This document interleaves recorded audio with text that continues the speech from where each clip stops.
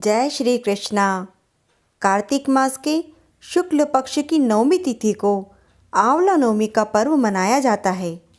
इसे अक्षय नवमी भी कहते हैं, क्योंकि इस दिन किया गया जप तप दान इसका फल अक्षय रहता है। हिंदू धर्म में कई वृक्षों को पूजनीय माना गया है। इन्हीं में से एक है आंवला। इसके पेड़ की पूजा करके उसी के नीचे भोजन करने का विधान है। आंवले के पेड़ में भगवान विष्णु का वास माना जाता है और मान्यता है कि इस दिन की पूजा से माता लक्ष्मी अति प्रसन्न होती है। इसकी पूजन विधि में व्रती नित्य कर्म से निवृत्त होकर कुमकुम हल्दी अक्षत व श्रृंगार की सारी सामग्री चढ़ाकर आंवले के वृक्ष की पूजा करते हैं। यदि आंवले के वृक्ष ना मिले तो तुलसी जी में ही आंवले रखकर उसकी पूजा कर सकते हैं।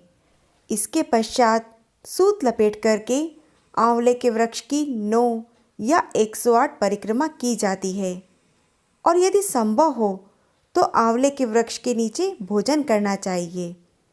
आइए सुनते हैं इसकी कथा को।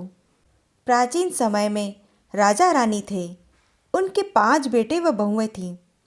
वे बहुत ही धर्मात्मा व दानवीर प्रवृत्ति के थे। उनके राज्य में अन्न धन व लक्ष्मी की कोई कमी नहीं थी। उनके पास इतना सोना चांदी और रुपया पैसा था कि उनको समेटने और रखने के लिए कई नौकर चाकर थे। उनका एक नियम था कि वे जब तक सोने का आंवला दान नहीं करते तब तक वे भोजन भी नहीं करते थे। इसी तरह से समय निकलता रहा और उन राजा का नाम आंवलिया राजा पड़ गया।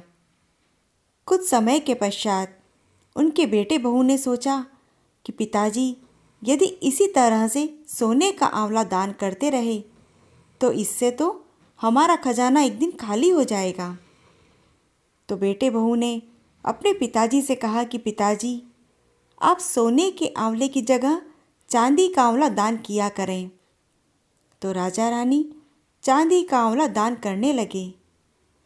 फिर बहुओं ने सोचा कि चांदी के आंवले से भी खजाना खाली हो सकता है। तो वे रानी जी से बोली कि रानी जी आप चांदी के आंवले की जगह सादा आंवला दान किया करें। इससे राजा रानी को बहुत दुख हुआ और एक रात्रि में राजा रानी दोनों महल को छोड़कर जंगल में जाकर बैठ गए। राजा रानी जब तक आंवला दान नहीं कर पाते प्रण के कारण कुछ खाते भी नहीं। इस प्रकार रहते हुए उन्हें 7 दिन हो गए। तब भगवान विष्णु ने सोचा कि यदि मैंने अपने भक्तों का प्रण नहीं रखा, इनका सत नहीं रखा, तो मेरे भक्तों का मुझ पर से विश्वास चला जाएगा। इसीलिए भगवान ने जंगल में ही महल राज्य और बाग बगीचे सब बनवा दिए और ढेरों आंवले के पेड़ लगा दिए।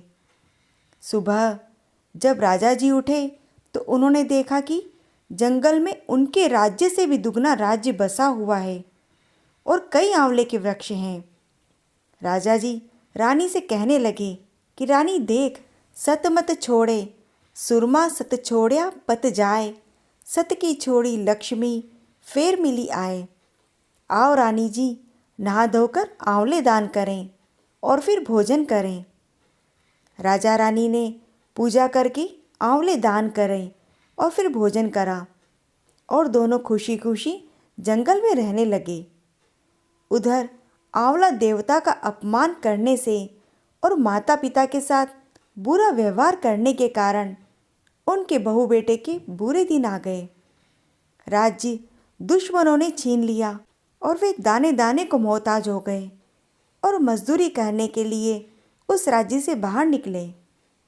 काम ढूंढते ढूंढते वे उसी नगर में आए जहाँ पर राजा रानी रहते थे। उनके हालात इतने बिगड़े हुए थे कि पिताजी ने भी उन्हें बिना पहचाने हुए ही काम पर रख लिया। बेटे बहू सोच भी नहीं सकते थे कि उनके माता पिता इतने बड़े राज्य के मालिक हो सकते हैं। इसीलिए उन्होंने भी अपने माता पिता को नहीं पहचाना।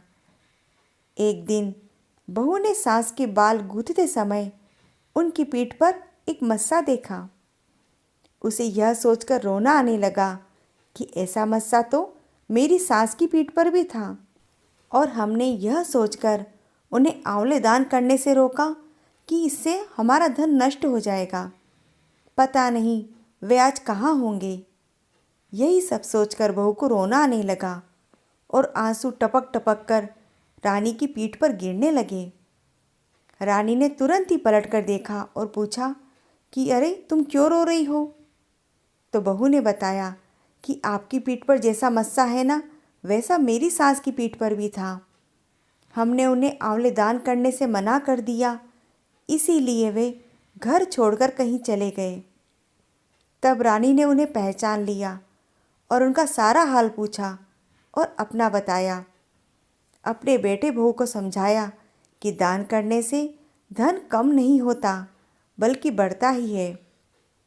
बेटे बहू भी अब सुख से राजा रानी के साथ ही रहने लगे।